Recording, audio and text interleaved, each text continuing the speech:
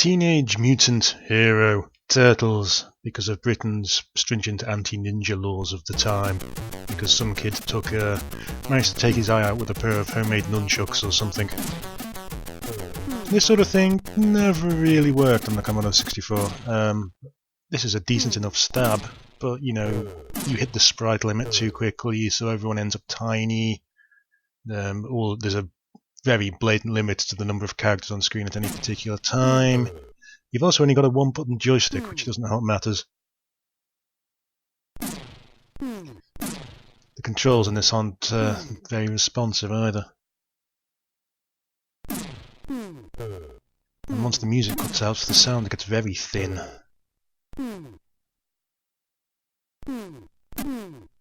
Blue guy throws knives. There's a few other various different weapon types. And this, yeah, forewarned is forearmed. Thank you very much. That thing will clatter you.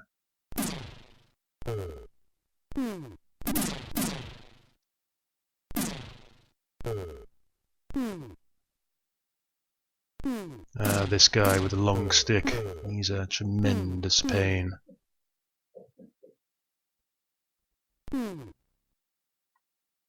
Come on, oh, for heaven's sake. No, ooh, just missed it. Oh no, don't push me into the path of, oh, thanks a lot. And again. Oh, thought I managed to finish him off there.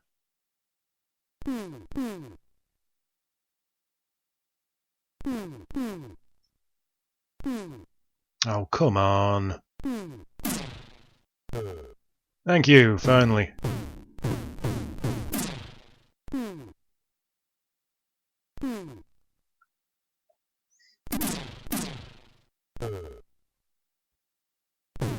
Nope, no, stay away from... No, how...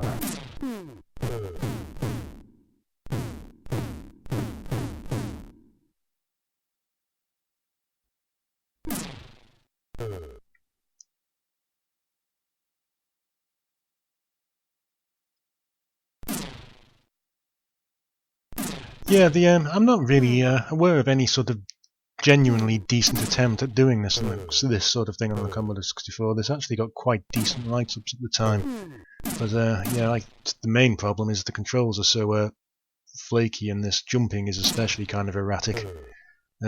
Possibly it's only the demo version, possibly they fixed that one in the game proper.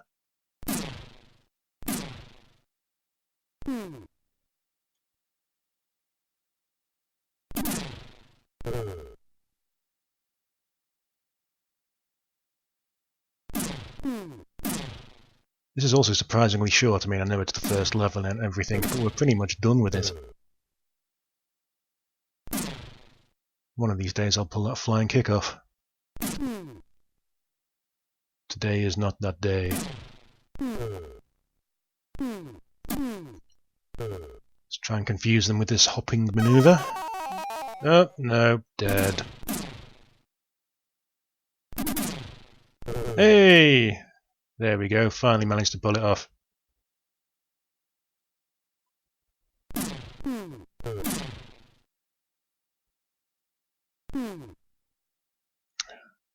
Yeah, there don't appear to be any sort of invincibility frames. If you get knocked down, you can just get clattered over and over again.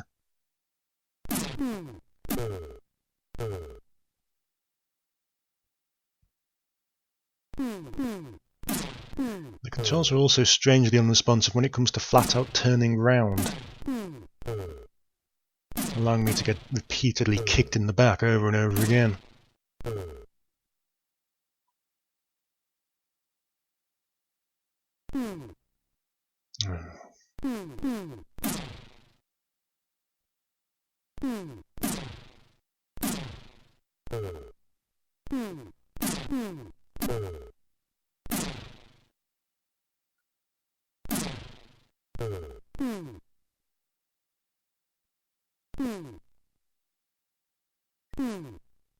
Oh, for Christ's sake, come on, let me up.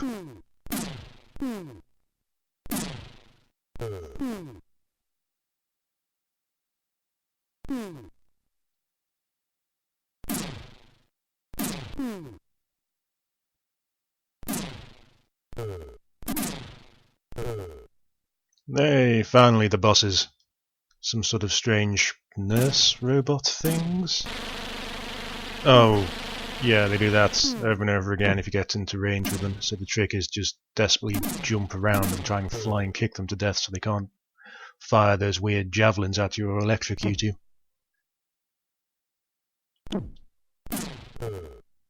Hey!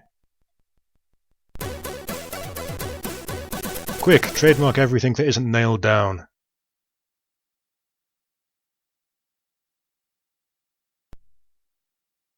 And then the game freezes.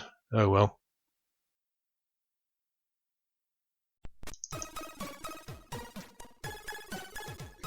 Ah, Tilt. There's two games called Tilt on the Commodore 64. The other one's the better one. This is a 3-level demo.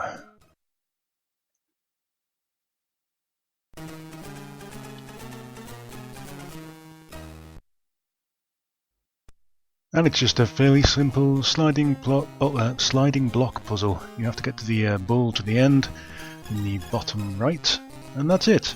It's this first level is actually the hardest of the three for some reason, unless you know what you're doing. The trick is just to trap it at the bottom as soon as you can, or generally trap it anywhere, and then arrange a final sort of path to the exit. It's not particularly difficult. So here I am just looking for if I can find one that will... don't want to do that. If I can find a piece that will just let me move it to the right, which is just up there.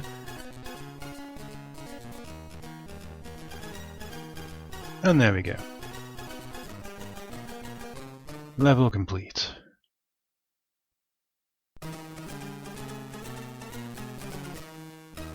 Yes, and the other two levels are much simpler. There's less special tiles flailing around which sort of slow down your thing or remove or gain lives if it's the mystery tile. The other two levels are incredibly simple. Again, the trick, just trap it somewhere reasonably harmless and try and construct a path to the exit. What I'm looking for now is trying to get this piece all the way up from the top left to the bottom right so that I can actually get it out in the exit.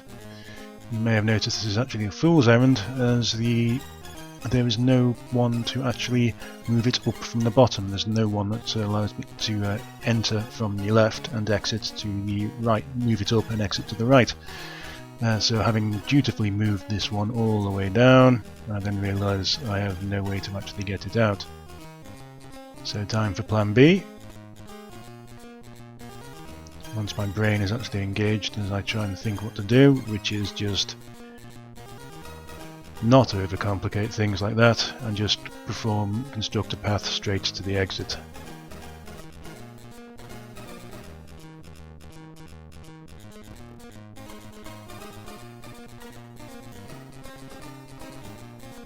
Ta-da! No, you can't move the pieces when the ball is actually on them. So one more bounce, some bonus points. Ta-da!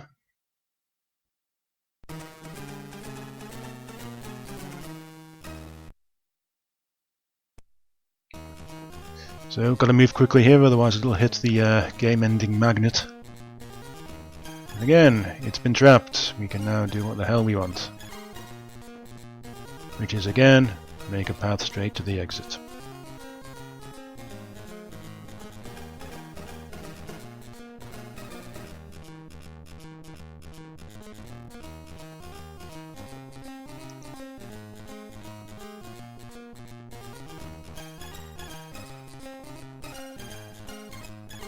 I've cleverly almost managed to create a path back to that magnet on the bottom right there, so just a little bit careful.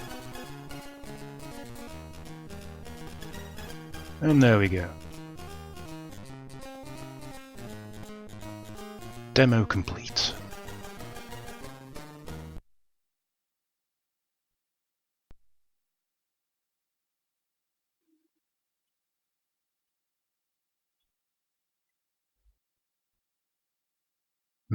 I suspect this game might be by Italians.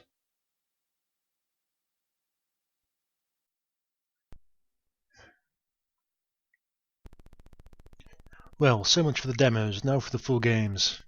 This is Aliens, one of two games licensed from Aliens for the Commodore 64. There was a UK and a US version. This is the or European version. This is the European version. It's a peculiar sort of proto-squad-based FPS thing. Here's our merry gang at the bottom here. Let's go and get Burke killed. I can never forgive him for my two dads. Yes, it's also one of those games you're going to have to map out by yourself. It's very easy to get lost. We can jerk from sort of room to room. The number underneath everyone's names is the room number, so you can map it out. They also have a stamina gauge below that number there, and moving around and rotating will sort of sap your sap your stamina. And if obviously you run out of stamina when an alien is there, you're in big trouble. I'm going to assume they haven't got the person's likenesses right, rather than them just being badly drawn portraits. The other ones are in the center here. There's obviously a sort of life gauge, and the one on the right is a ammo gauge. Here's an alien. Hi there. Hi. Hello. Own time, mate. Oh no!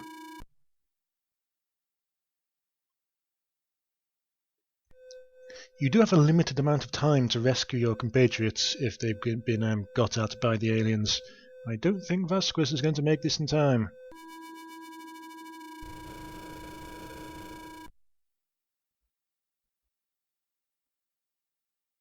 You can also shoot the goo off the walls to reveal hidden doors, which is a nice touch. Now, as you can see, Vasquez is almost out of ammo already. There is an armory hidden somewhere to restock on ammo.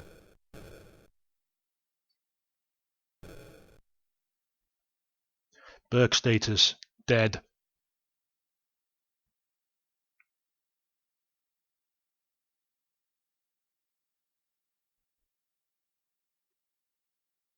And let's see if Bishop can do any better.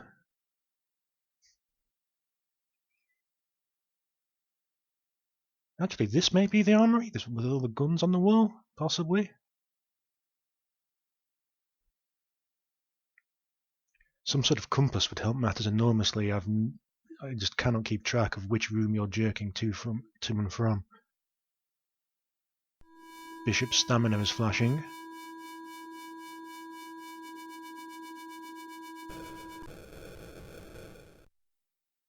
So yes, even rotating around the room will drain your stamina.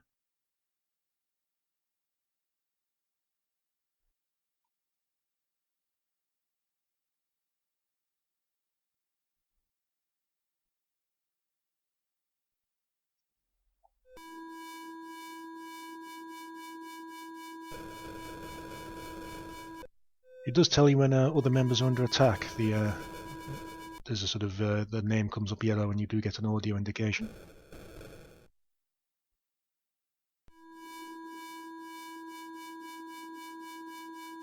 They don't appear to be in a huge hurry to eat you either.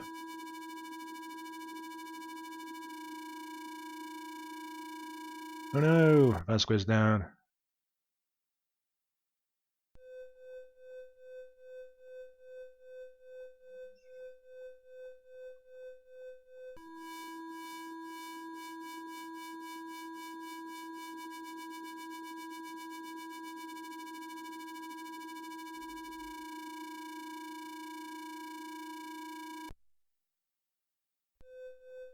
And now Gorman's under attack. Yep, dead. Everybody's dead.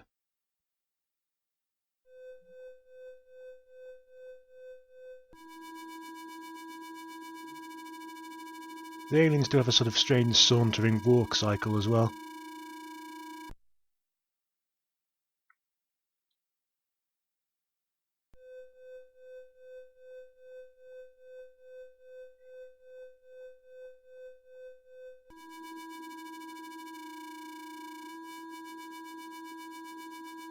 Kind of reminiscent of that infamous Aliens Colonial Marines gif.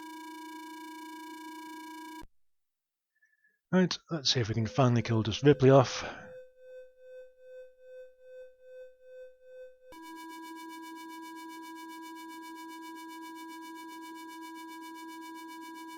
Hi. Hello. Over here, mate.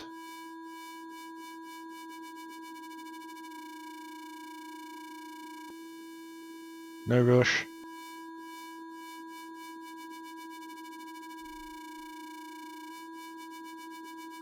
Nope. Yes. No. There we go.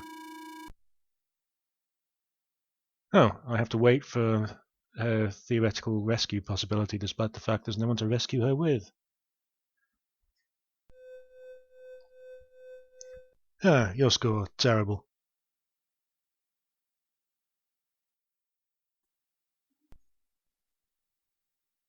Saving the most mental for last. This is Terror of the Deep, a very strange little game involving aliens landing in Loch Ness, and we have to go and find them and defeat them in our Victorian submersible steampunk thing. As far as I can tell, that's an accurate map. So we choose where to drop our sub, and are presented with the most complicated interface known to man. Step 1. Dive, dive, dive.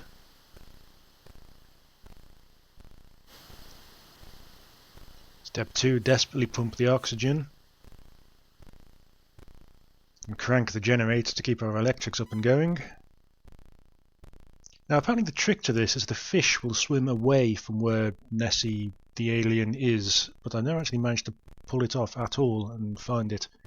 So speed up, throttle up a bit.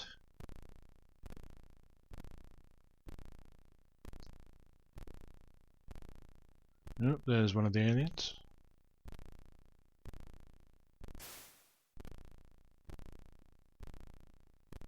And yeah, we can spin around in our submarine and see that we've been attacked and got some goo stuck on us. So we select one of our 3 weapons, which is the electrify your hull one.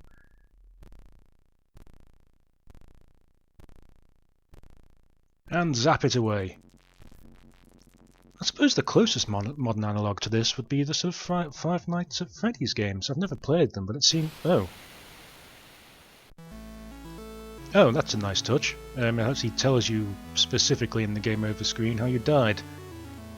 Well, that'll learn me. Anyway, yeah, I've never played them, but the Five Nights at Freddy's games, from what I've read, appear to have a similar sort of desperately juggling your fairly sort of static interface and event management and resource management kind of thing. So let's try that again. Dive, dive, dive again. Full throttle this time, please.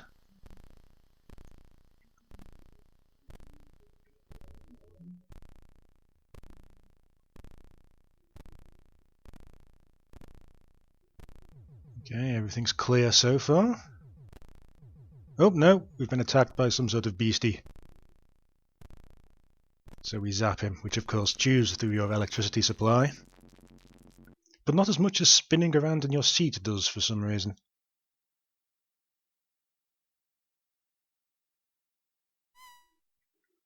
Authentically squeaky wheel. Okay, so we're ahead. We've surfaced a little bit. Yes, our other weapons are a harpoon and the bomb, which you are meant to deploy when you find Nessie.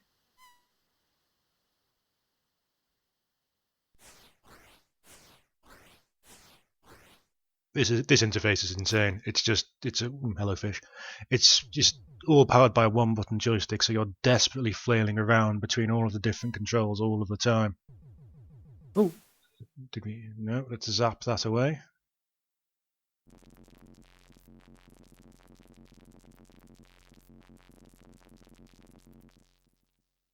Let's see if we can shoot this guy. Nope. Oh no, hang on, in the rear view, the controls are going to work the other way, aren't they? Ah, there we go. Do one.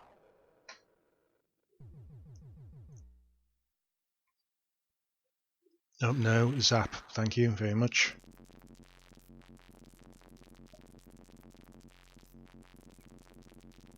And I'm almost out of power, so I desperately crank the handle again.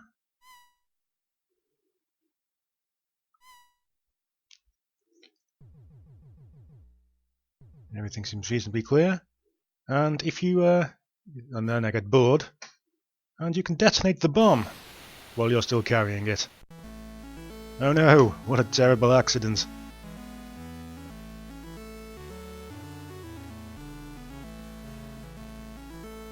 Play us out, Mr. Bagpipe Man.